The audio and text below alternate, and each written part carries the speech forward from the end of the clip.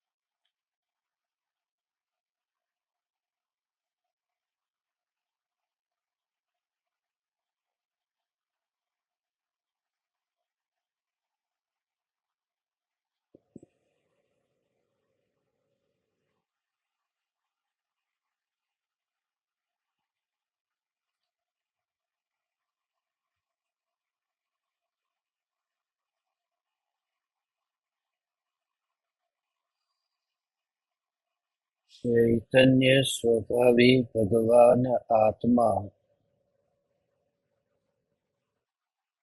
अनादि अनंत शुद्ध चैतन्य मात्र है।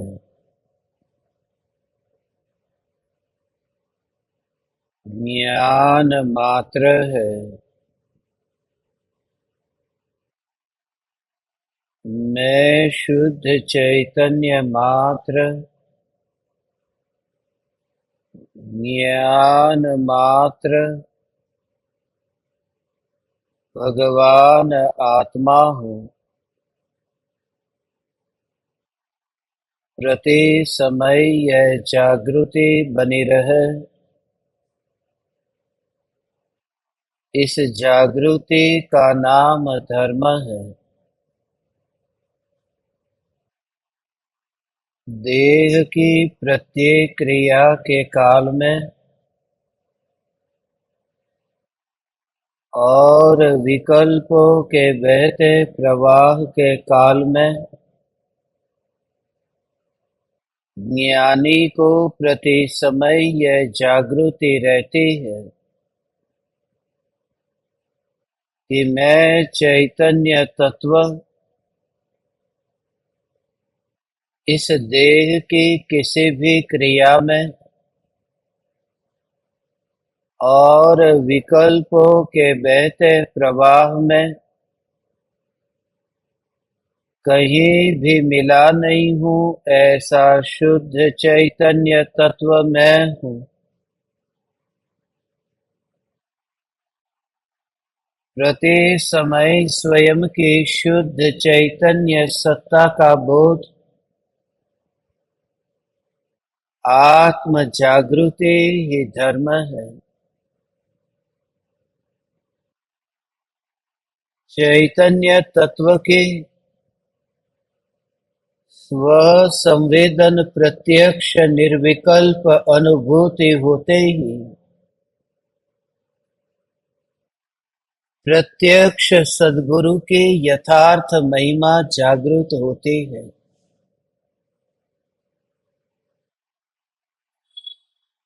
निर्विकल्प अनुभूति से पूर्व जो अहोभाव था, उस अहोभाव में ममत्व था। उस अहोभाव में गुरु के प्रति मालकियत का भाव था।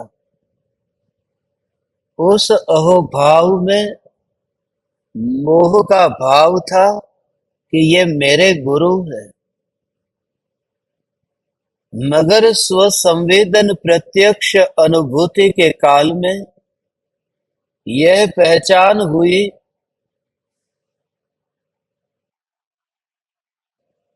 कि राग का विकल्प भी मेरा नहीं है जो गुरु के प्रति उत्पन्न हुआ है। यह राग का विकल्प भी चैतन्य महल के आंगन में उगा हुआ कांटा है। यह राग का विकल्प भी अमृत नहीं, साक्षात जहर है। यद्यपि वह मीठा जहर है, मगर मीठा जहर भी जहर ही होता है, अमृत नहीं। और इस जगत में हमने कहीं ऐसा सुना नहीं है कि किसी ने मीठा जहर पी लिया, जहर पी लिया और मर गया। फिर उसके विशेषों में भी जाते नहीं है कि वह मीठा था या कड़वा था, जहर था। ऐसे ही जब मैं ध्रुव चैतन्य परमात्मा तत्व, ऐसा जब अंतर में चैतन्य परमात्मा का अहोभाव जगता है, तब समस्त प्रकार के राग और द्वेष के भाव, समस्त प्रकार के शुभ और अशुभ भाव, वे सभी जहर सिद्ध हो जाते हैं। सिद्ध स्वरूप अनुभव में आते ही ये समस्त विकार जहर सिद्ध होते हैं, और यह सिद्ध होते हैं कि वे स्वरूप में तो है ही नहीं, इसलिए वे सदा काल असिद्ध है। वे चेतन नहीं है, इसलिए सदा काल अचेतन है। मैं ध्रुव चैतन्य तत्व हूँ। परम कृपालु देव श्रीमद राजचंद्र जी ने प्रत्यक्ष सदगुरु की जितनी महिमा बताई है, महिमा बताने वाली उन गाथाओं में आज हम आत्म सिद्धि शास्त्र की 35वीं गाथा के रहस्य में गहराई में थोड़ा अनुभव करेंगे कि परम कृपालु देव श्रीमद राजचंद्र जी, जो महात्मा गांधी जी के आध्यात्मिक गुरु थे,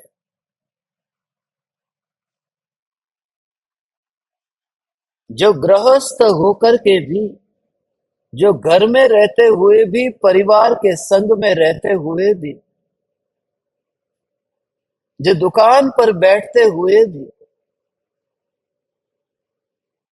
जो बाहर में दिखाई देता है कि वस्त्र को पहने हुए है, फिर भी भीतर में जिनके प्रति समय असंख्यात गुनी कर्मों की निर्जरा होती है, ऐसे ज्ञानी बाहर में वस्त्रधारी है, मगर भीतर में अंतर में ज्ञान ज्ञान ज्ञान ज्ञान ज्ञान की ही धारा बहती है। यद्यपि ये अज्ञानी जगत वस्त्र को देखते हैं, यद्यपि सारी दुनिया में सारा जगत पहले रूप रंग को देखता है,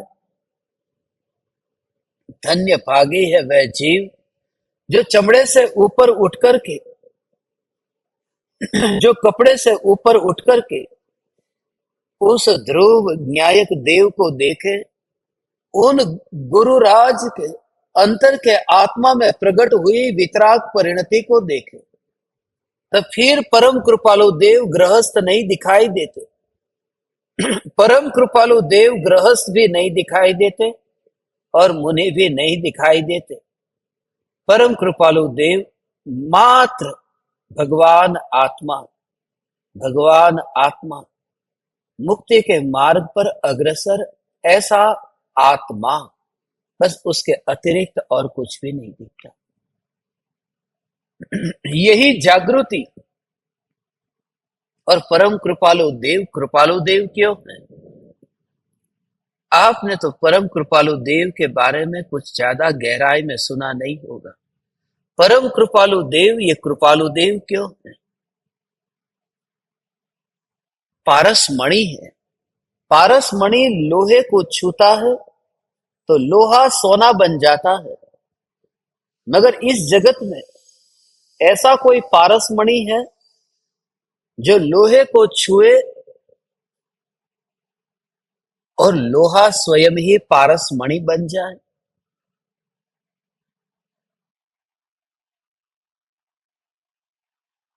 लोहे में से सोना बन जाए। ऐसे पारस मणि के बारे में बहुत सुना, मगर पारस मणि लोहे को छुए और लोहा ही पारस मणि बन जाए, ऐसा आज तक कहीं सुनने में नहीं आया। परम कृपालु देव क्यों है? क्योंकि परम कृपालु देव वह पारस मणि है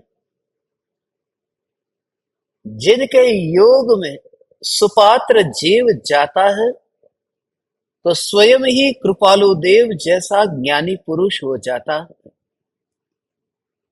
जलते दिए से न जलता दिया जल जाता है, और जब न जलता हुआ दिया जल गया हो, उसके बाद कोई बता नहीं सकता कि इसमें पहला दिया कौन सा था और दूसरा दिया कौन सा है।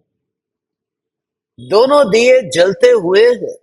दोनों दिए की रोशनी में कोई भेद दिखाई नहीं देता। बस ऐसा ही सदगुरु का, परम कृपालु देव का हम सभी पामर जीवों पर अहो अहो उपकार है, क्योंकि हमें परम कृपालु देव ने, उस परम कृपालु पारस मणि ने हमें सोना बनाने के लिए ये बोध नहीं दिया। हमें बोध दिया है परम कृपालु देव ने हमें भी पारस मणि बनाने के लिए, हमें भी ज्ञानी बनाने के लिए, हम भी उस अनुभूति को उपलब्ध हो उसके लिए। इसलिए परम कृपालु देव परम पारस मणि है। सिर्फ पारस मणि नहीं, परम पारस मणि। आज सुबह से ही मेरे विचारों में ये पारस मणि रत्न है, वही चल रहा है। मणिपुर की इस धरती पर आकर के मैं अत्यंत आनंदित हूं, इसलिए क्योंकि मेरे जीवन का यह सपना था कि परम पारस मणि परम कृपालु देव की पुकार जो संपूर्ण विश्व के 211 देशों में पहुंची, तो आपके मणिपुर में भी, इस इम्फाल शहर में भी उस महापुरुष के बारे में आप थोड़ा जाने समझे कि वह महापुरुष कौन थे। वे महापुरुष अपने चमड़े की आंखों से मत देखना, वरना गृहस्थ दिखाई देंगे, वरना पापी दिखाई देंगे। और उन आंखों से देखना भी क्या देखना है, जिन आंखों का अस्तित्व कुछ समय के बाद में होगा ही नहीं, जो आंखें स्वयं ही जल जाएगी। इसलिए आपने कभी ये विचार किया कि जो ये भगवान आत्मा, जैसे भी हम शास्त्र को पढ़ते हैं, हमें ज्ञान हुआ है, हमने शास्त्रों की गाथाओं को, श्लोक को पढ़ा है, और फिर मृत्यु हुई, अगले भव में कुछ भी याद नहीं रहता। ये पांचों इंद्रियां छूटते ही पांचों इंद्रियों से होने वाला ज्ञान भी कहां चला जाता है पता नहीं। इंद्रियां तो छूटती है, इंद्रिय ज्ञान भी वहीं पड़ा रहा। पूर्व का देह तो छूट गया, मगर पूर्व के देह में जितने शास्त्र कंठस्थ किए थे वे भी उधर ही रह गए। मैं आप परमात्माओं से यह कहता हूं कि ये इंद्रियों का क्या मूल्य है कि जो इंद्रियों से पदार्थ को जाना वो वही का वही रह गया, और जो इंद्रियों से हमने शास्त्र को जाना वह ज्ञान भी टिक कर नहीं रहता। तो उन इंद्रियों से फिर ज्ञानी महापुरुषों को कैसे पहचानेंगे भगवान? ये तीन लोक के नाथ परमात्मा, ये महापुरुष इस पंचम काल में हमारे लिए तीर्थंकर तुल्य उपकार करके गए हैं। इसलिए मुझे आज अत्यंत आनंद हो रहा है। मणिपुर की इस धरती पर, इम्फाल की इस भूमि पर जब मैं यहां पर आया तब मुझे इतना एहसास भी नहीं था कि यहां पर सबसे पहले तो यहां मंदिर भी हो सकता, क्योंकि जिस तरह से पिछले कुछ महीने से टीवी चैनल पर मणिपुर के बारे में, यहाँ की हिंसा के बारे में, यहाँ की लड़ाई के बारे में जितना टीवी पर मीडिया में दिखाया जा रहा था, मुझे यहाँ आने के लिए भी बहुत से लोगों ने मना किया था कि मणिपुर को छोड़ दीजिए। मगर परम पारस मणि को यदि मणिपुर में ही लेकर के न आऊं तो सारी दुनिया में पहुंचा और मणिपुर तक न आया तो ये शास्त्र, ये मिशन हमारा अधूरा रह गया। और इसी वजह से मैंने सोचा भी नहीं था आज आपके ही मणिपुर में स्टेट सेंट्रल लाइब्रेरी में जो चीफ लाइब्रेरियन गदगद हो गए परम कृपालु देव की, श्रीमद राजचंद्र जी की इस आत्म सिद्धि शास्त्र की सिर्फ पहले ही गाथा पढ़ते ही जिस स्वरूप को समझे बिना इस जीव ने अनंत दुख भोगा, ये वाक्य पढ़ते ही कम से कम आप मुझे अंग्रेजी भाषा में 10 कॉपी अंग्रेजी भाषा की यहां पर भेजो। मैंने उनको कहा कि मैं एक एक कॉपी लेकर के निकलता हूं, बैग मेरा छोटा है, मगर हम फिर कुरियर से पोस्ट से आपको भेजेंगे। मुझे पता नहीं था कि यहां पर इतने साधर्मी, इतने तत्व के जिज्ञासु, जहां हिंसा है वहां अहिंसा भी है। इसलिए कोई भी जीव अकेला पापी मत देखो, क्योंकि जिन हाथों से चोरी की जा सकती है उन हाथों से दान भी दिया जा सकता है। जिन आंखों से गंदे दृश्य देखे जा सकते हैं उन आंखों से देव दर्शन भी हो सकते हैं। और ऐसे ही जिन भावों से हिंसा की जा सकती है उन्हीं भावों को अंतर्मुख करके फिर अहिंसामय जीवन भी जिया जा सकता है। मनुष्य एक संभावना है, मनुष्य भव एक चौराहा है। ये ऐसा चौराहा है कि जहां से कहीं पर भी जा सकते हैं। कैसी अद्भुत ये मनुष्य भव की हमारी यात्रा। आप परमात्माओं को कितना सत्संग, कितना स्वाध्याय आपका है मैं नहीं जानता, मगर इतना मैं आपको बता दूं कि स्वर्ग में से कोई जीव सीधा नरक में नहीं जाता, नरक में से कोई जीव सीधा स्वर्ग में नहीं जाता। तिर्यंच में से जीव स्वर्ग में जा सकता है, नरक में जा सकता है और मनुष्य हो सकता है, तीनों गतियों में जा सकता है।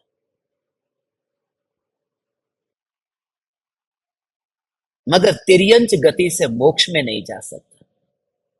एक मनुष्य गति ऐसी है जहां से स्वर्ग में भी जा सकता है, नरक में भी जा सकता है, तिर्यंच में भी जा सकता है, वहां पर भी निगोद में भी जा सकता है और मोक्ष में भी जा सकता है।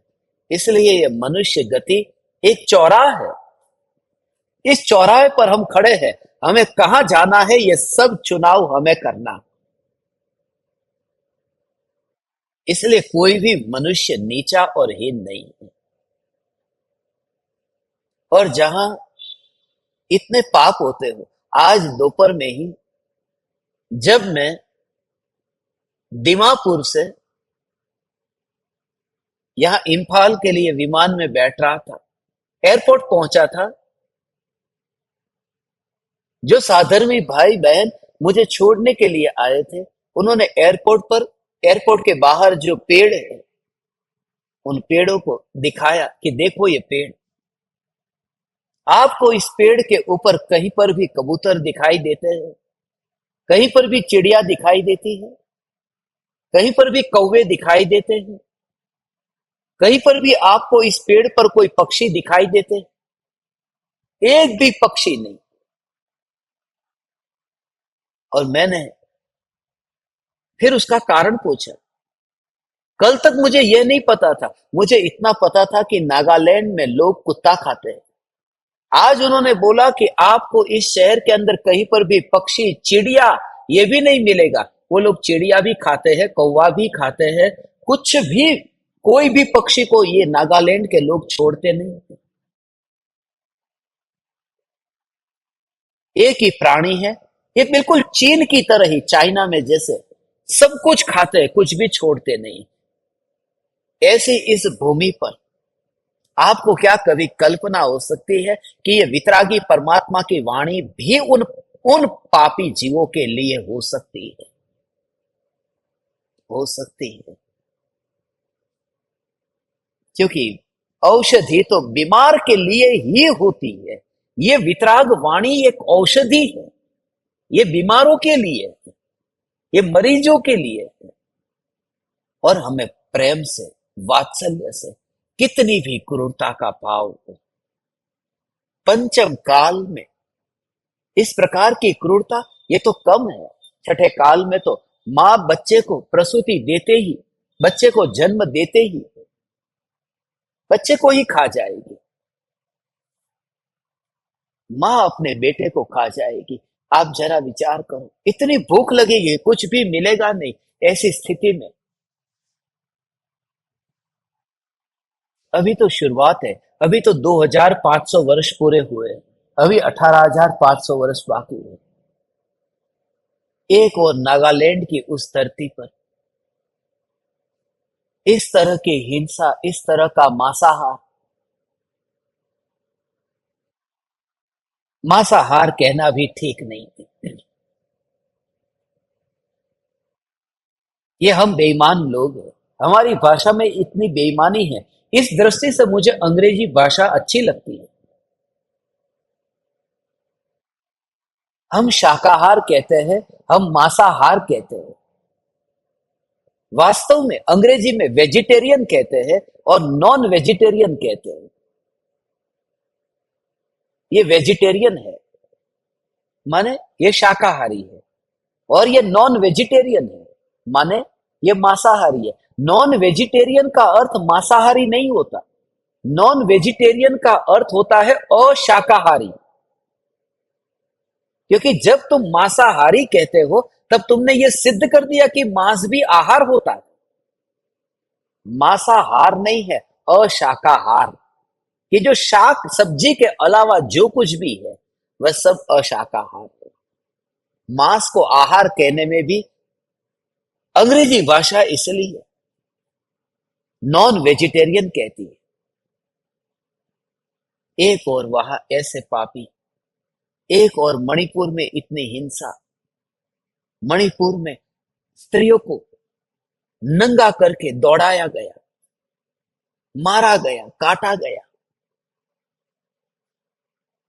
और ऐसी इस धरती पर मुझे अभी थोड़ी देर पहले ही बताया,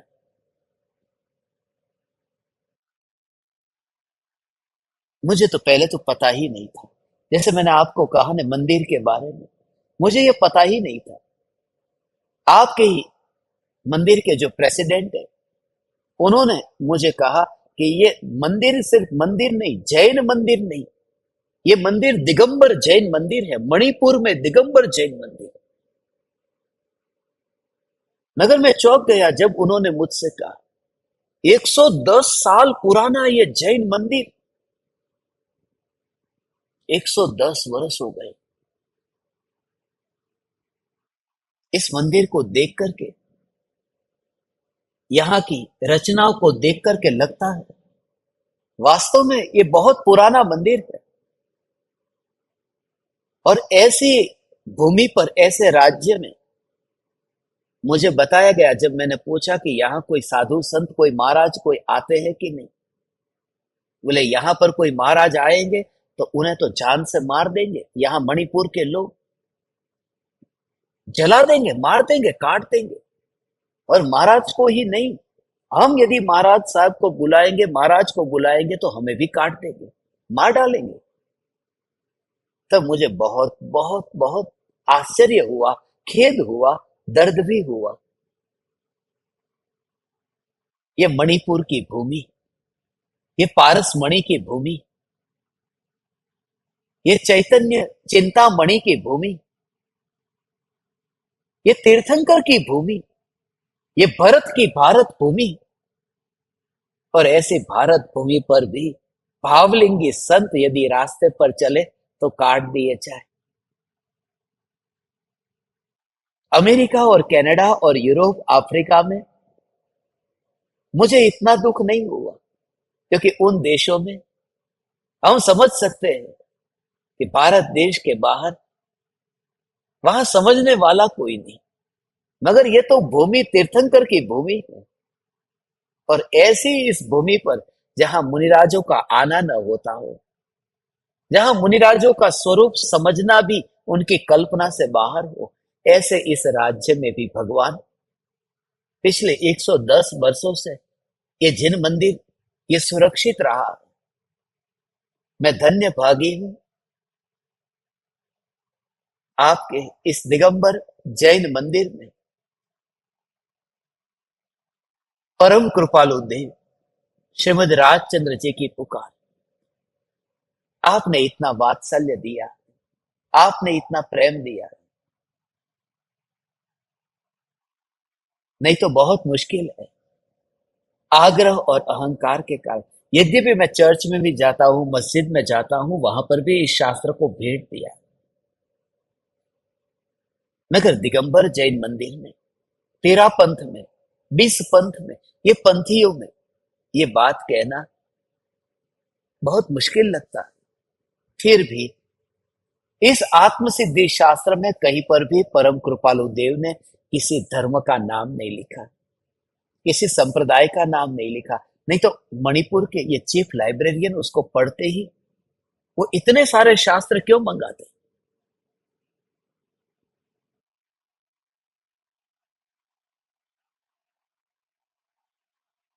कुछ है ऐसा महापुरुष। आज हम आत्मसिद्धि शास्त्र की इस शास्त्र पर हमारा नियमित रूप से सत्संग होता है। पूरे विश्व में जो हमारे साधक है, उन साधकों के साथ में बैठ करके हम रोज सत्संग करते हैं।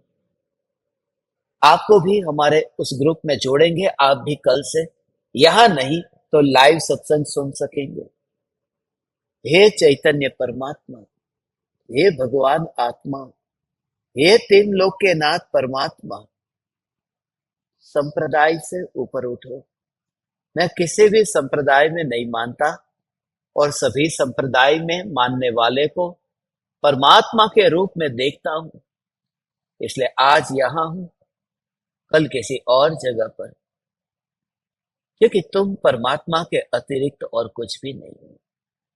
आज आत्मसिद्धि शास्त्र की 35वीं गाथा में परम कृपालु देव श्रीमद राजचंद्र जी प्रत्यक्ष सदगुरु की महिमा बताते हैं कि जब आपको प्रत्यक्ष सदगुरु का योग मिले तो अंदर से इतना अहोभाव जगे कि ये वाणी, ये साक्षात, ये सत्संग सुनने को मिलना। और इस भूमि पर तो मेरे जैसा खाली बच्चा यहां तुम्हारे पास में आया। जरा विचार करो, जहां मुनिराज का योग तुम्हारे लिए संभव नहीं है, वहां पर मुनि की पुकार, वहां पर ज्ञानी की पुकार, ये कम नहीं है। आचार्य कुंद कुंद देव द्वारा रचित समय सार, यह शास्त्र भी मैं आप सबके लिए यहां पर लाया हूं। समय सार भी यहां पर विराजमान करेंगे, आत्मसिद्धि शास्त्र भी विराजमान करेंगे। इस सत्संग के बाद में मैं आप सभी को इस शास्त्र के बारे में, इस स्थापना के बारे में बताऊंगा। अभी यहाँ 35वीं गाथा है, जिस गाथा में परम कृपालु देव ने प्रत्यक्ष सदगुरु की महिमा बताई है। प्रत्यक्ष सदगुरु की महिमा, योग मिले, गुरु की महिमा उन्हें ही आ सकती है। इसलिए मैं आपके चेहरे को देख करके अंदर से मेरा हृदय गदगद होता है। क्योंकि अंतर में भावना बहुत है, बहुत भावना है। जब ये दादी माँ आज मेरे लिए रोटी बना रही थी, उनकी भावना से ऐसा लग रहा था, उन्हें पता भी नहीं था। मुझे अंदर से इतना खेद हुआ, उन्हें पता भी नहीं था मैं घी नहीं खाता, उन्होंने घी का हलवा बनाया। मणिपुर में कल्पना कर सकते हैं कि यहाँ घी का हलवा, मगर मैंने उनको मना किया। मेरी प्रतिज्ञा है, हम लोग घी, दूध, दही, छाछ ऐसी कोई भी वस्तु नहीं खाते। इसका हमने आजीवन त्याग कर दिया। मगर उनकी भावना को देख करके मुनिराज तो इस भूमि पर आते नहीं, मगर ये चैतन्य की पुकार आप सुनाने आए। बस ऐसे विरले कोई एकाध। मणिपुर में, यहाँ पर मुझे बताया गया, 250 से 300 घर है जैनियों के, मगर आए कितने? यद्यपि आपको बहुत कम टाइम में बताया, ज्यादा समय न था, अचानक ये प्रोग्राम तैयार हो गया। मगर इस वाणी को आप यहाँ के समाज में सभी जीवों तक भगवान पहुंचाना, पहुंचाना, आग्रह छोड़ करके, अहंकार छोड़ करके, और बाहर का मोह का भाव भी छोड़ करके, कुल परंपरा से माने आ रहे गुरु को ही गुरु के रूप में मानना, इस कल्पना से मुक्त होकर के। आज ही मेरी किससे बात हो रही थी, मैं नाम लेना नहीं चाहता। आज सुबह ही उन्होंने मुझे कहा कि हम तो उन्हें ही गुरु मानते, हमारे गुरु तो एक है, आदर सभी का करते, गुरु एक है। अच्छी बात है, गुरु एक है, हमारे संप्रदाय के गुरु ही गुरु है। क्या बोला? हमारे संप्रदाय के गुरु ही गुरु है, और बाकी सब। उन्होंने दृष्टांत ये दिया, जैसे बाप एक ही होता है, दो बाप नहीं होते, ऐसे गुरु तो एक होते हैं, दो दो गुरु नहीं होते। तुम्हारी बात में कोई दम नहीं। बाप एक होता है ये सच है, क्योंकि वो बाप है, वो शरीर का है, और गुरु शरीर का नहीं है, गुरु आत्मा का है। शरीर उस बाप में से निकला हुआ है, इसलिए वो बाप एक होगा। मगर आत्मा के लिए आदर्श कोई एक नहीं है, अनंत सिद्ध परमात्मा है।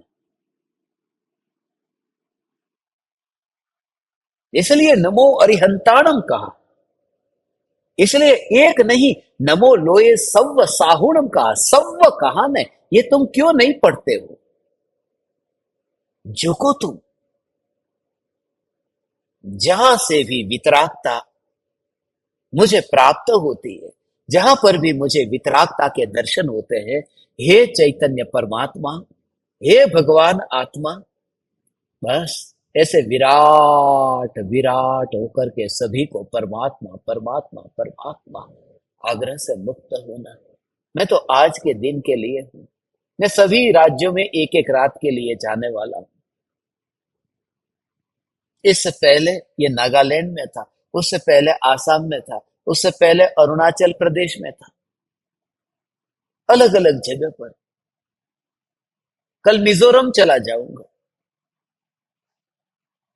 ये एक दिन का मौका है। कल आपको याद आएगी, बरसों बाद याद आएगी, मृत्यु की घड़ी में याद आएगी कि जंजीर को तोड़ने के लिए कोई कहने वाला हमारे घर पर आया था। हथकड़ियों को काटने के लिए छेनी हथौड़ी दिखाने आया था। देने नहीं, छेनी भी तुम्हारे पास है, हथौड़ी भी तुम्हारे पास है, सिर्फ तोड़ना नहीं है, क्योंकि वो जंजीर तुम्हें जंजीर नहीं लगती, वह तो आभूषण लगता है, और आभूषण को कौन छोड़ना चाहता है? हे चैतन्य परमात्मा, हे भगवान आत्मा, हा हा हा, तुम तीन लोक के नाथ भगवान हो भगवान, तुम तीन लोक के नाथ, तीन लोक के नाथ परमात्मा, परमात्मा। परमात्मा, परमात्मा, परम कृपालु देव यहाँ इतनी अनहद अनहद करुणा से हम सभी जीवों के लिए ये कहते हैं, वितरागता के उपासक, वितरागता के उपासक। अभी मैं जैन के घर पे गया, दिगंबर जैन, शुद्ध दिगंबर जैन। उन्होंने कहा ये शास्त्र हमारे मंदिर में भी रखो। मंदिर में गया, कहीं दिगंबर, कहीं पर भी न महावीर भगवान, न आदिनाथ भगवान, न कोई आचार्य कुंदकुन देव, न मुनिराज, कहा तस्वीर भी कहाँ दिखती नहीं है। बोले अभी अलमारी खोली, अलमारी खोलते ही न जाने कौन कौन सी देवियां, कौन कौन सी माता जी, कौन कौन से, पूरा जैसे वो शोपीस से सजा कर रखा हो। कहते हैं हम जैन हैं, हम वितरागता के पुजारी हैं। हे भगवान, परम कृपालु देव ने वितरागता का स्वरूप बताया। परम कृपालु देव ने ये कला बताई है कि वितरागता किसे कहते हैं। हे ज्ञान दीपक, हे चैतन्य परमात्मा, सदा काल ये जागृति रहे, संप्रदाय के पक्षपात से ऊपर उठ करके वितरागता के उपासक बने। और ऐसे वितरागी गुरु का यदि हमें योग मिलता है तो उनका इतना उपकार मानना, उपकार मानने का अर्थ है जो परम कृपालु देव कहते हैं उसे हम पढ़ते हैं।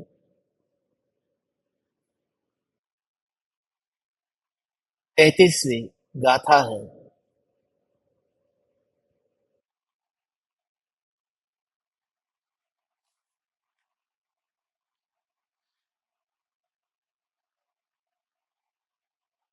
प्रत्यक्ष सदगुरु प्राप्तिनो गणे परम उपकार, ત્રણે યોગ એકત્વથી વર્તે આજ્ઞાધામ।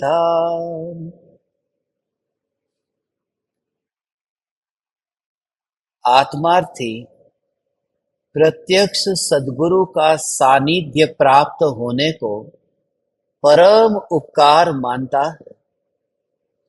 मन, वचन और काया ऐसे तीन योगों की एकता से सद्गुरु की आज्ञा का पालन करता है।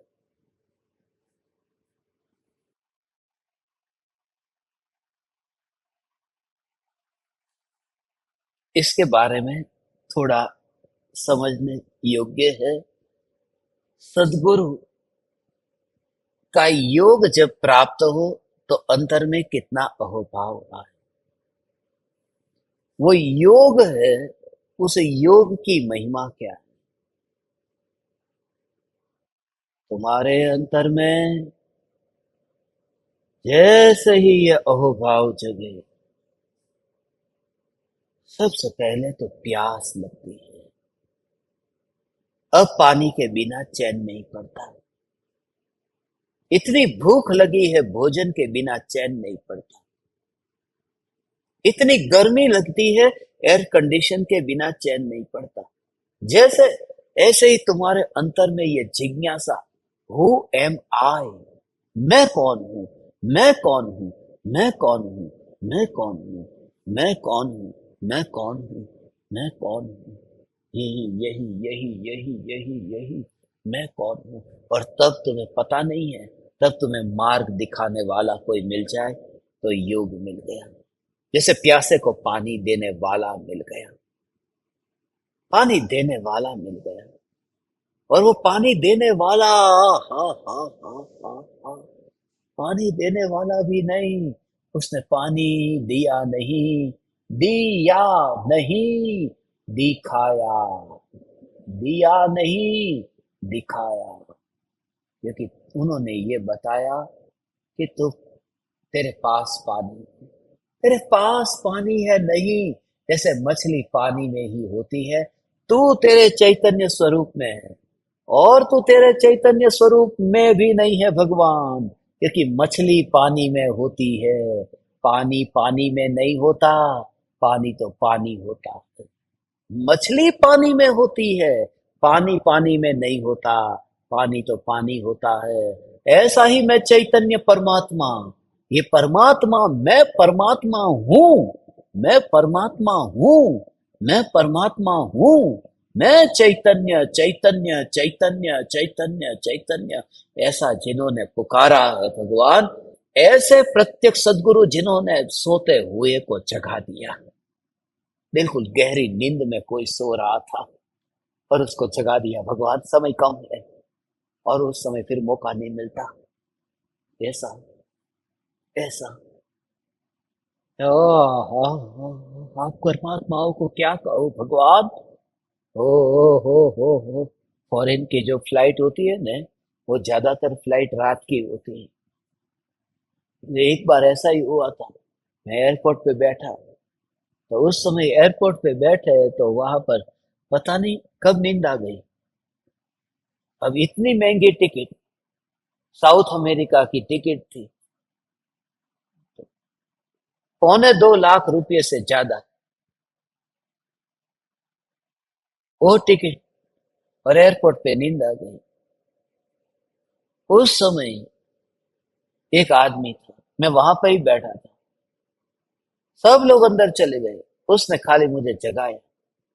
इतना अंतर से अहोभाव आया, क्योंकि यो विमान छूट जाता, 2.25 लाख जाते, 2.25 लाख नहीं, फिर आगे की रोज रोज, जैसे यहाँ की फ्लाइट है ना, एक के बाद दूसरी तीसरी, ऐसे ही फिर वहां पर रोज रोज रोज रोज जाना होता है, और सब पैसे जाते, पैसे जाते, समय बर्बाद होता, न जाने फिर आगे का वादा किया था वह वादा पूरा नहीं होता, उसका वीजा मिला है, वीजा पूरा हो जाता, तो अहोभाव आता है ना। किस जाते जाते, विमान के छूटते छूटते किसी ने मुझे जगा दिया। हो भगवान, ऐसे ही ये देह के छूटते छूटते, वो ये परमाणु के छूटते छूटते ही किसी ने जगा दिया है।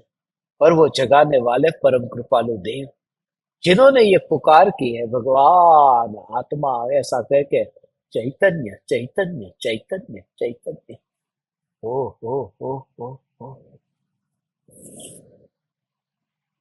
ये चैतन्य परमात्मा तत्व, हे चैतन्य परमात्मा, हे चैतन्य परमात्मा, ये जागृति कि गुरु का कितना उपकार है, जगाते हैं और जगाया है, वह भी हो जागा हुआ ही दूसरे को जगा सकता है। जो व्यक्ति खुद सो रहा है गहरी नींद में, वो किसको जगाएगा भगवान। और वास्तव में हमें जागना नहीं है, हमें जागना नहीं है। जागना होता न, जागना होता तो उपकार मानते गुरु का। इसलिए कहते, ये जो गाथा है, 35वीं गाथा, इस 35वीं गाथा में परम कृपालु देव कहते प्रत्यक्ष सदगुरु प्राप्ति नो, सदगुरु का नहीं, सदगुरु को पाया है, पाया है। तस्वीर में गुरु को पूजना बहुत आसान, तस्वीर में पूजना आसान है भगवान, क्योंकि तस्वीर आज्ञा नहीं देती है। तस्वीर ये कहती नहीं है कि ये कर, वह कर, ये नहीं करने जैसा, इससे छूट। तस्वीर आज्ञा नहीं देती। जिंदा गुरु हमें कहता है, उस प्रकार से हमें करना होता है। और तस्वीर हमारे हिसाब से चलती है, पूरब में रखना है, पश्चिम में रखना है, उत्तर में, दक्षिण में, कहाँ रखना है वो हमारे पर। तस्वीर को हम बांध करके रखते हैं, इसलिए तस्वीर में गुरु को पूजना अच्छा लगता है। प्रत्यक्ष सदगुरु प्राप्ति नो, गणे परम उपकार, इतना उपकार मानता है। इसलिए क्योंकि गौतम स्वामी घर पर बैठे बैठे भगवान नहीं पा लिया था, परमात्मा का योग हुआ था, प्रत्यक्ष योग हुआ था। शेर ने सम्यक दर्शन पाया था, आपने सुना होगा, शेर ने, महावीर भगवान ने शेर की अवस्था में सम्यक दर्शन पाया, शेर के भाव में। मगर वो शेर के भो में मुंह में मांस, ऐसा शेर हो, ये हिरण का मांस, हिरण का मांस हो। ये नागालैंड के लोग सब मांस खाते हैं, मुझे बताए, खाली एक मांस नहीं खाते वो लोग, घोड़े का मांस नहीं खाते। हाथी का खाते हैं, घोड़े का मांस नहीं खाते, क्योंकि घोड़े के मांस में बोले कि नमक ज्यादा होता, खारा खारा होता। वो भी घोड़े के लिए नहीं, खुद के लिए ही घोड़े को नहीं छोड़ा है, घोड़े को छोड़ दिया, उसको नहीं मारा। कितनी विकार की वृत्ति। हिरण को शेर जो खाता है उससे भी खतरनाक ये मनुष्य हिरण को खाने वाला। और शेर को भी यदि सम्यक दर्शन हो सकता है तो मनुष्य को क्यों नहीं हो सकता भगवान, क्योंकि वो भगवान आत्मा है, वो आत्मा है, वो चैतन्य है। ऐसा अंतर में आत्मा की ऐसी अनंत शक्ति का एहसास है, ऐसी अनंत शक्ति का एहसास। ऐसा शब्द भी जिंदगी में कभी सुना है, चैतन्य? अभी मैं यहाँ आया, किसी ने पूछा चैतन्य कौन होता है, चैतन्य कौन होता है भगवान? ये तू, ये तेरी बात है, चैतन्य, चैतन्य, चैतन्य, चैतन्य। हम सभी को मिलते हैं तो भी यही बोलते हैं, चैतन्य, चैतन्य, चैतन्य। हे चैतन्य परमात्मा, ये प्रत्यक्ष प्रत्यक्ष योग के बिना सम्यक दर्शन सुलभ नहीं है। नरक में नारकी को, हे ज्ञान दीपक, नरक में नारकी को सम्यक दर्शन प्रकट होता है, मगर हे तीन लोक के नाथ परमात्मा, वहां नारकी को सम्यक दर्शन किसी गुरु के बिना ही हो गया। मगर उस समय गुरु के बिना हुआ है, उससे पूर्व उसने गुरु की पुकार को सुना। गुरु की पुकार को सिर्फ सुना माने शास्त्र में नहीं पढ़ा। प्रत्यक्ष योग के बिना किसी भी जीव को सम्यक दर्शन प्रकट हो ही नहीं सकता, इस भव में या फिर पूर्व भव में। प्रत्यक्ष योग हुआ होगा, हुआ होगा, हुआ होगा। ये प्रत्यक्ष योग की ये महिमा है। और प्रत्यक्ष माने कृपालु देव प्रत्यक्ष में नहीं आते हैं, ये मेरी भक्ति से मैं प्रत्यक्ष बोल देता हूं। भारत में ऐसे है ना, ऐसे ऐसे लोग हैं, ऐसे आश्रम बन गए हैं। परम कृपालु देव की तस्वीर के सामने हमारे लिए प्रत्यक्ष गुरु ये है। डिक्शनरी में जाके प्रत्यक्ष का अर्थ सीख ले, तू समझ ले। परम कृपालु देव प्रत्यक्ष परोक्ष के भेद ऐसे ही नहीं करते भगवान। और परम कृपालु देव सब जानते थे। इसका मतलब कि प्रत्यक्ष गुरु चाहिए, इसलिए कुछ लोगों ने फिर अपने को गुरु बताकर प्रत्यक्ष शिष्य को ये कह दिया कि प्रत्यक्ष गुरु, प्रत्यक्ष गुरु, प्रत्यक्ष गुरु, मेरी आज्ञा का पालन करो। तो उसमें भी गड़बड़ हो गई। सीधी बात है, गड़बड़ जिसके अंदर है वो गड़बड़ ही कर सकता है। परम कृपालु देव निष्पृह है।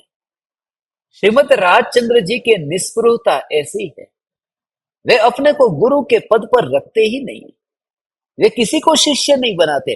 वो चाहते तो इतने शिष्य बना सकते थे। अंग्रेजी सरकार श्रीमद राजचंद्र जी से प्रभावित हुई थी। आप गूगल पे सर्च करना, परदेश से यूरोप के देशों में से उनके पास आमंत्रण आया था, उनके शतावधान के प्रयोग से प्रभावित हुई थी। और ऐसा पुरुष शिष्य न बनाए, ऐसा पुरुष हो अंदर से अहो भाव आता है भगवान।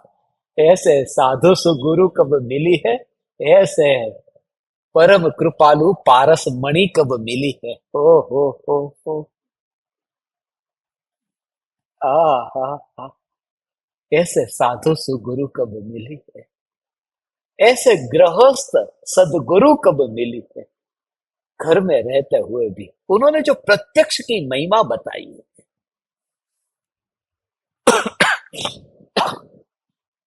उन्होंने प्रत्यक्ष की महिमा बताई। प्रत्यक्ष सदगुरु प्राप्ति न गणे परम उपकार। इतना उपकार लगे, इतना उपकार लगे, इतना उपकार लगे, सत्पुरुष की एक क्षण की संगति, वही तो है। मगर ये कलयुग, कलयुग भोगों में इतनी रुचि है। दुकान छूट नहीं सकती, प्रवचन छूट सकता है, 10 दिन पहले यहाँ फ्लड आ गया, दुकानें बंद हो गई, यहाँ मंदिर में पानी भर गया, सब जगह। ये भगवान की प्रतिमा को भी ऊपर लाना पड़ा। अभी मुझे यहाँ जो प्रेसिडेंट है उन्होंने बताया कि पानी भर गया तो भगवान की मूर्ति है, उनको फिर ऊपर के फ्लोर पर लाना पड़ा। 10-10 फुट पानी ऊपर आ गया था, कहीं कहीं 6 फुट 7 फुट, ऐसे पूरे शहर में।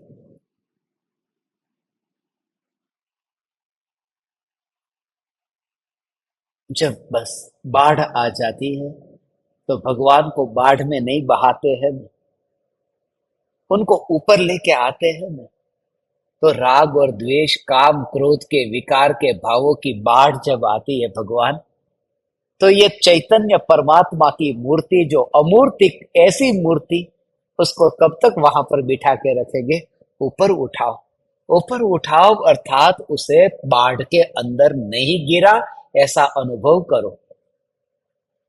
मैं न्यायक देव ये बाढ़ के अंदर, ओ हो, ये विकारों के अंदर भगवान में नहीं गया। ये शरीर पड़ा हुआ हो, जहां हो वहां हो, विकार जहां पड़ा हो वहां पड़ा हो। यहाँ तो ज्ञान है। ज्ञान में ज्ञान की अनुभूति। शब्द तुम्हारे लिए नए होंगे तो होंगे भगवान, मगर निराश मत होना। शब्द नहीं आएंगे तो चलेगा, तुम्हारी भावना प्रबल है, तुम्हारी भावना प्रबल है। 80 बरस की 85 बरस की उम्र में भी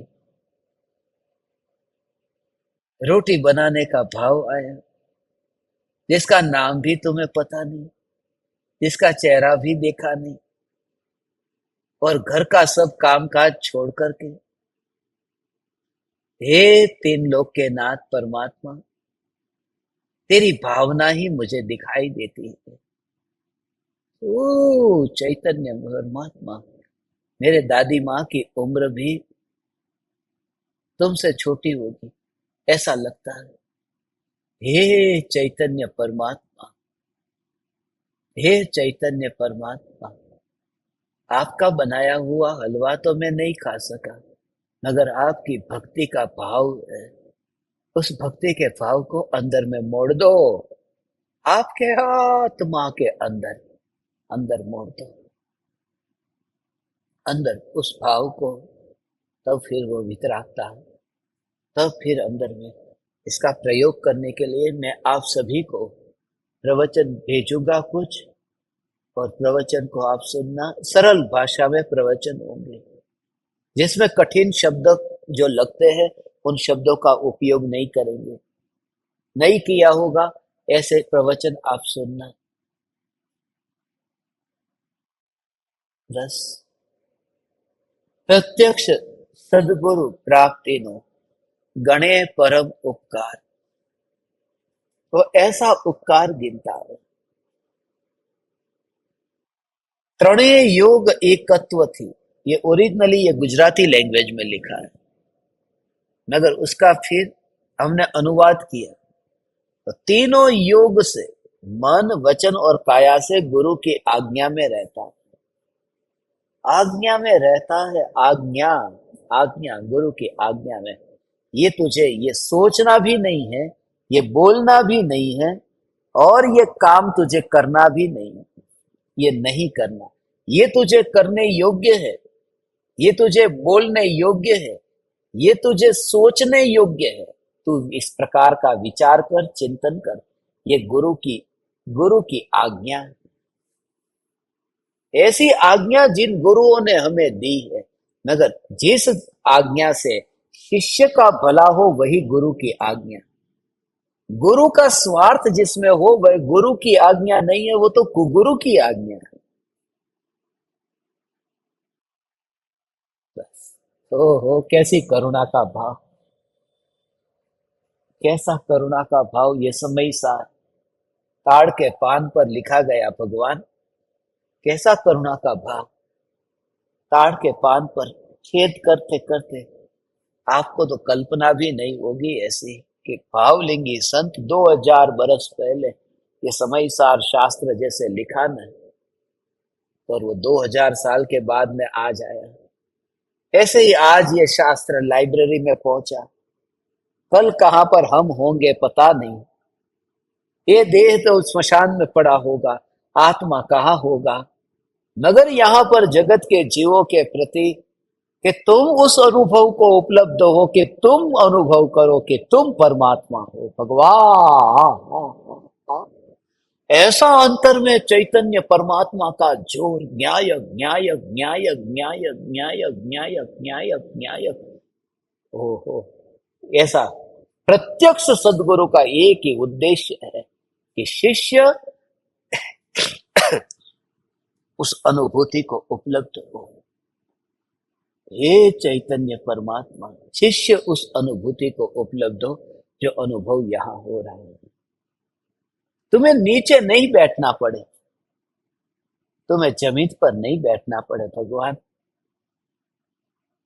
ये भी नीचे आपके बुढ़ापे के कारण जिनको कुर्सी पर बैठना पड़ा, ठीक है भगवान, ठीक है, उसमें कोई कोई चिंता मत करो,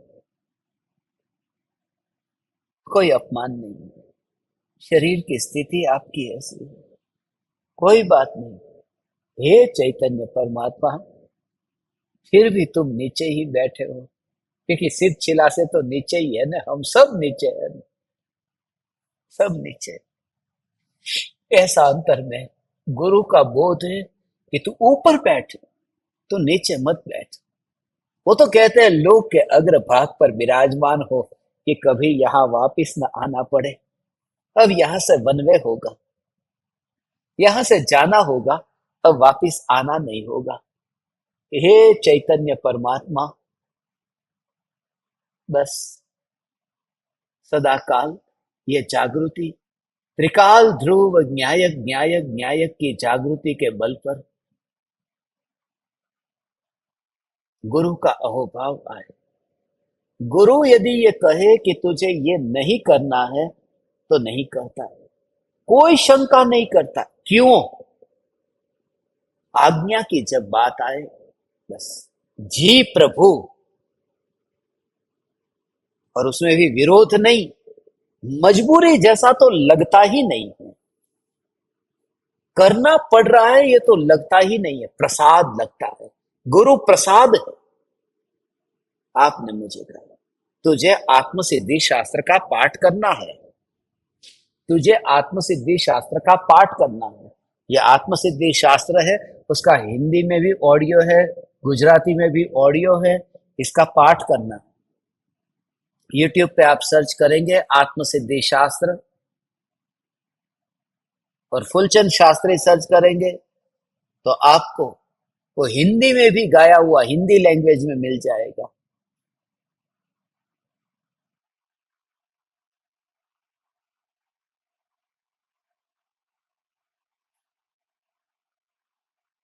आत्मसिद्धि शास्त्र पहले टीवी में और रामायण आती थी ना, मंगल भवन अमंगल हारी, वो जो रामायण में वो जो गाया है ना, जिस गायक ने गाया है, उनके बेटे ने ही, शैलेंद्र आनंद भारती ने, यह आत्मसिद्धि जिसका हमने हिंदी में अनुवाद किया, वो उन्होंने गाया, उनके स्वर में इतना मधुर है। आप सब सुनना। हे चैतन्य परमात्मा, परम कृपालु देव की पुकार सारी पृथ्वी पर, संपूर्ण विश्व में पहुंचे, यही हमारी भावना है। क्योंकि इस वाणी में कहीं पर भी पक्षपात नहीं है, कोई भी संप्रदाय की बात नहीं। हाँ, ये बात सच है, जिनको बंधन अच्छा लग गया है उनको आकाश में उड़ना ऐसे लगेगा जबरदस्ती पिंजड़े में से बाहर निकाल रहे हैं। इसलिए ज्ञानी किसी को जबरदस्ती पिंजरे में से निकालते नहीं, वो सिर्फ पुकारते हैं दूर से, बस दिव्य ध्वनि बरसती है, वहां पर खींचातानी नहीं होती। यही तो ज्ञानी की निष्कारण करुणा है। ओ हो, बस इतना ही, इतना ही। हे चैतन्य परमात्मा, हे भगवान आत्मा, सदगुरु की आज्ञा तीनों योग से स्वीकार करना, बिना बोझ के, प्रसाद समझ करके कि मेरे हित के लिए कुछ होगा। मैं रोज रोज पाठ करता हूं, लाभ तो कुछ होता ही नहीं है। बस इसका मतलब कि अब तू गुरु बन रहा है। आज्ञा का मतलब कि आप मुझे बताओ, यदि सच्चे हृदय से कोई गुरु की आज्ञा का पालन करता है तो अनुभूति तक पहुंचता है। क्योंकि गुरु की असली आज्ञा यही है। आज्ञा शब्द में ही यह है कि आत्मा जो है वह ज्ञान स्वभावी है। आज्ञा, ओ। ये जो भगवान आत्मा है ये ज्ञान स्वभावी है।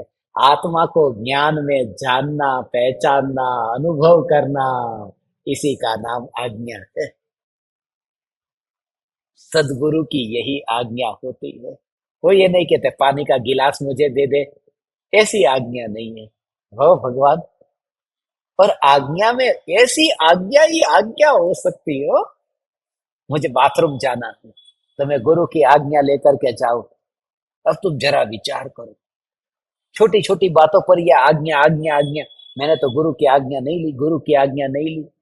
अब तुम जरा विचार करो, 500 शिष्य है और एक गुरु है। अब अकंपना आचार्य तो 700 शिष्य थे ना, 700 मुनिराज। अब वो गुरु की आज्ञा लेकर के बाथरूम जाना है तो आज्ञा लेने आए 700 के 700। अभी एक एक मिनट में कोई ना कोई आता रहेगा, जाओ जाओ जाओ जाओ। तो अकंपनाचार्य आत्मा में लीन कब होंगे?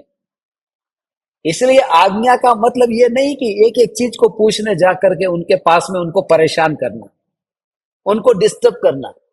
आज्ञा का मतलब है कि मेरी अंतर की आराधना, यहां मैं कहां अटक रहा हूं, आप मुझे बताइए और आप जो कहेंगे वो करने को मैं तैयार हूं। अंतर के अंतर में डुबकी लगाने के लिए मैं क्या खाऊं, क्या पीऊं, ये गुरु को मत पूछ। ये तू तेरे डॉक्टर को पूछ लेना, क्या खाना क्या पीना शरीर के लिए क्या ठीक रहेगा। सदगुरु की आज्ञा, जो मांगता है उन्हें ही आज्ञा मिलती है, बिना मांगे तो मिलती भी नहीं भगवान। बस आज्ञा, आदेश और उपदेश बिना मांगे नहीं दिया जाता। जैसे करुणा पूरी है मगर व्यक्तिगत रूप से नहीं करेंगे, क्योंकि वे जानते हैं, वे जानते हैं भगवान, वे जानते हैं, वे जानते हैं, वे जानते हैं। हो कि जहां कषायों की मंदता होती है वहां देशना होती है। इसलिए सब जगह ये बात, ये हीरे को सब जगह नहीं खोलते, सामने देख लेते हैं कि उसके पास में रुपये है कि नहीं। हीरे को खरीदने के लिए तो माल दिखाओ। हीरे का व्यापारी हर किसी को सब्जी खरीदने निकला उसको हीरा नहीं दिखाएगा।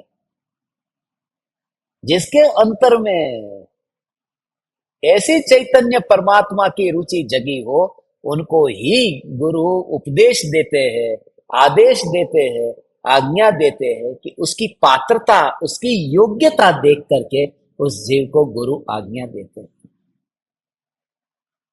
और जी प्रभु, उसके अतिरिक्त कोई दूसरा कारण ही नहीं होता, कोई बहाना नहीं होता। जी प्रभु, जी प्रभु। हो। इसी वजह से हमें प्रत्यक्ष गुरु का योग मीठा नहीं लगता है, बिना गुरु के अच्छे लगता है। कोई एक कमांडर ऊपर आ गया, ऐसा लगता है कि कहीं बर्डन आ गया, बोझ आ गया। कोई चौकीदार हमारी चौकीदारी करता हो, गुरु हमारा पूरा निरीक्षण करता हो कि तू क्या कर रहा है, तेरी दशा कैसी है, तो लगेगा कि अरे फंस गया, अच्छा नहीं लगता।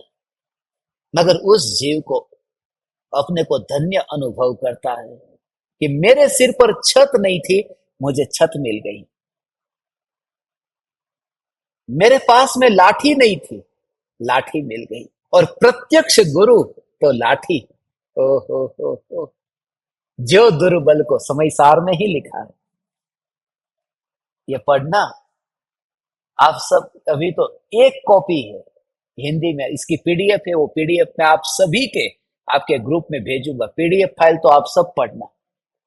जो दुर्बल को लाठी है हस्तावलंब त्यों, उपयोगी व्यवहार सभी को अपरम पद में, पर उपयोगी नहीं रंच भी उन लोगों को, जो रमते हैं परम चिन्मय चिद घन में।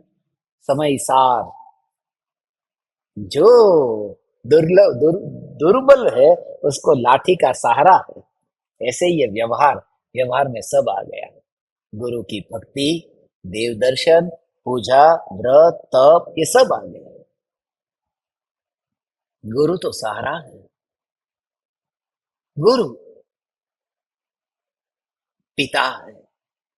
पिता है माने रिश्ता, पिता जैसा नहीं जोड़ना। पिता है माने उंगली जैसे पिता की पकड़ करके चलते हैं, ऐसे ही गुरु के मार्ग, गुरु के बोध को, उनके ज्ञान को ग्रहण करता हुआ उनकी पगडंडी पर चलता है। उनके पीछे पीछे पीछे पीछे बस उनके चरणों में चलता है।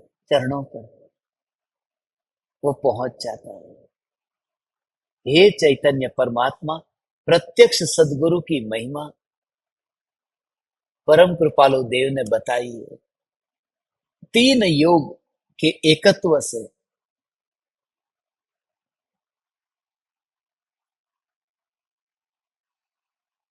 मन से, वचन से, काया से मैं गुरु की आज्ञा का पालन करता हूं। यदि गुरु कहे तेरे पास में लाख रुपए है, गुरु कहे लाख रुपए छोड़ दे, तो वो मना नहीं करेगा, छोड़ देगा। छोड़ देगा। बोले मैं कल खाऊंगा क्या, उसे विचार तक नहीं आएगा कल क्या होगा।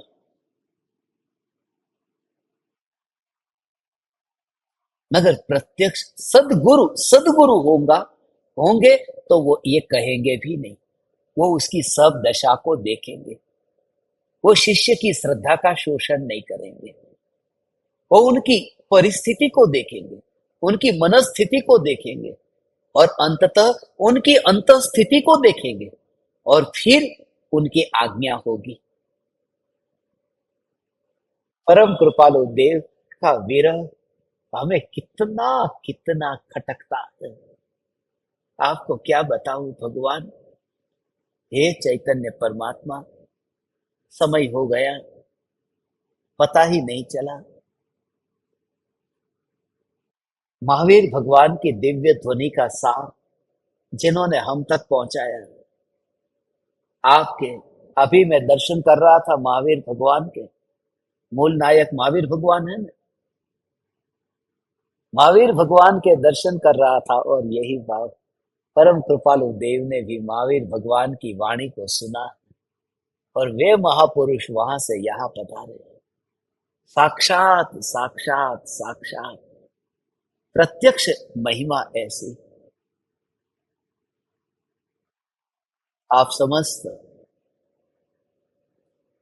साधकों को मेरे हृदय के अंतःकरण से प्रणाम करता हूँ, धन्यवाद देता हूँ। बहुत लेट हो गया है।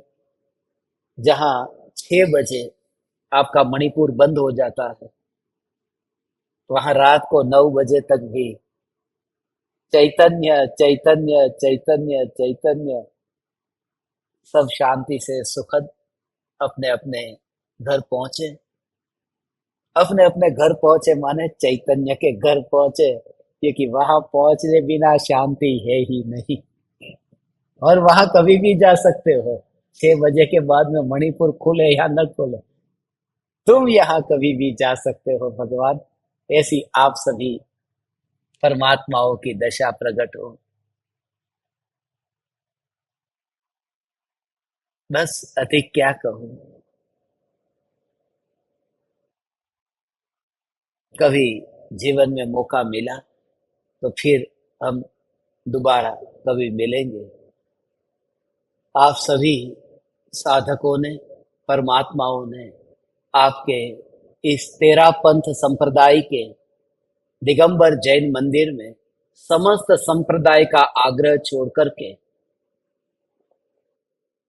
इस युग के गृहस्थ अवस्था में भी उत्कृष्ट जीवन जीने वाले और तीर्थंकर परमात्माओं की दिव्य ध्वनि का सार परोसने वाले परम कृपालु देव श्रीमद राजचंद्र जी की पुकार करने का अवसर दिया।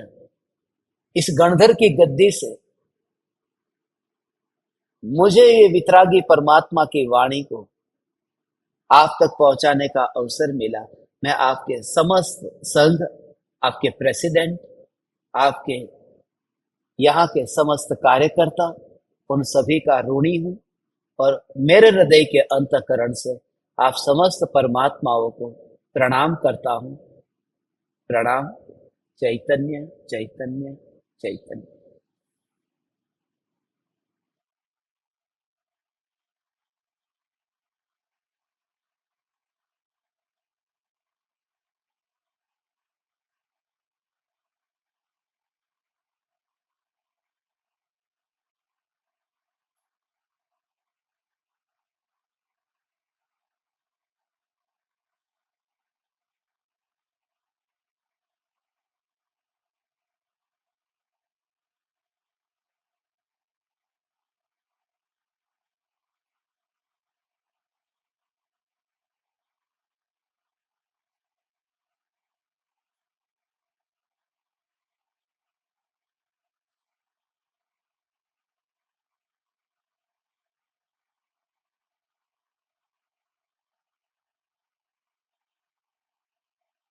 अहो अहो श्री सद्गुरु करुणा सिंधु अपार,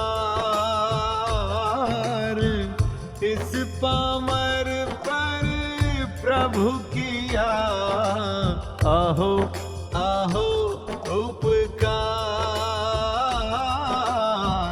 अहो अहो उपकार। देह सहित जिनकी दशा वरते